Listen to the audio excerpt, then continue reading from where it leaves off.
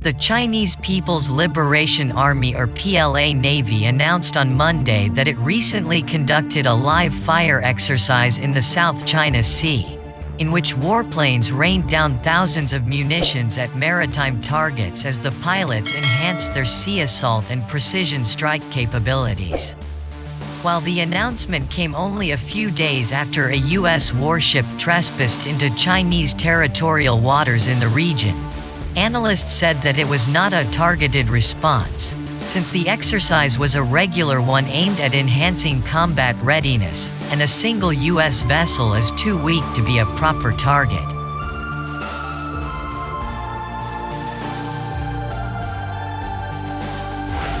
A brigade attached to the PLA Southern Theater Command Naval Aviation Force organized JH-7 fighter bombers for a live fire shooting exercise at a maritime target range in the South China Sea, with the focus being precision attacks and saturation attacks, state broadcaster China Central Television or CCTV reported on Monday.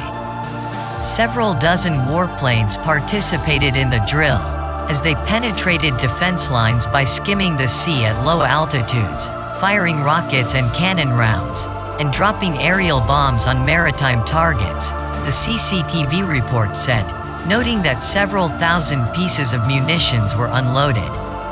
The exercise boosted the pilots' skills in sea assaults and precision strikes, CCTV reported.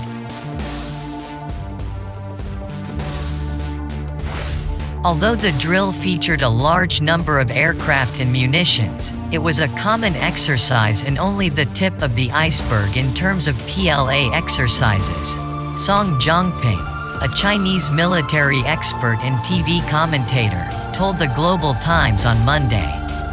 On Thursday, the guided missile destroyer USS Curtis Wilbur illegally trespassed into China's territorial waters of Qisha in the South China Sea without authorization from the Chinese government, leading the PLA Southern Theater Command to organize maritime and aerial forces to track, monitor it and warn it away.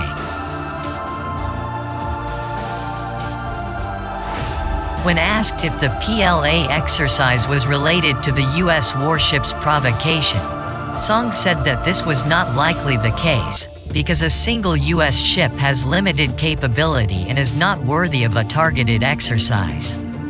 The PLA's training and combat preparations are not only for deterrence, but also for actually winning a war should it take place at any time, analysts said. The JH-7 fighter bomber recently also made an appearance at an exercise in the Taiwan Straits.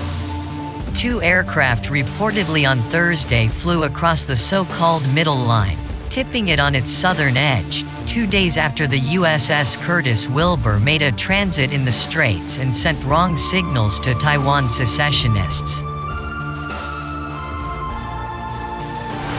Yesterday, in a move that Chinese mainland analysts said on Friday created a strong deterrent to Taiwan secessionists who were wrongly encouraged by a U.S. warship transit in the Taiwan Straits 2 days ago, two Chinese People's Liberation Army or PLA fighter bombers that excel at anti-ship and land attack reportedly flew across the so-called middle line in the Straits on Thursday.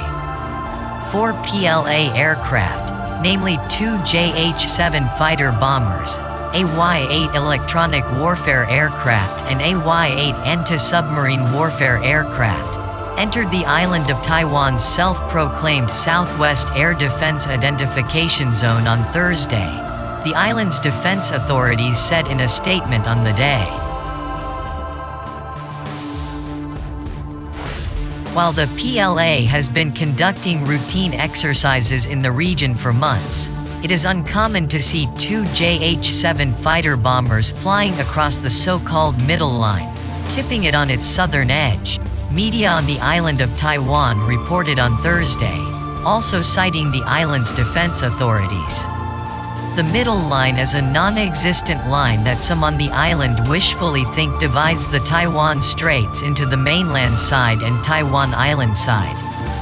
The Chinese mainland does not recognize this line, as both sides are China, analysts said. JH-7 fighter bombers are specially designed for anti-ship and land attack missions, and their participation in related exercises, crossing the middle line, indicated higher combat preparedness, the expert said. By sending the destroyer through the straits, the U.S. sent the wrong signals to Taiwan Independence Forces, and the PLA Eastern Theater Command Organized Forces tracked and monitored the U.S. ship through its entire course on high alert, said Senior Colonel Zhang Chunhui, spokesperson of the command, in a statement released on Wednesday. Taiwan secessionists must understand that some occasional transits of U.S. warships mean nothing compared to the PLA's almost daily exercises, a clear illustration that the U.S. cannot win a war against the PLA on China's doorsteps, and the U.S. will have a hard time supporting Taiwan secessionists, analysts said.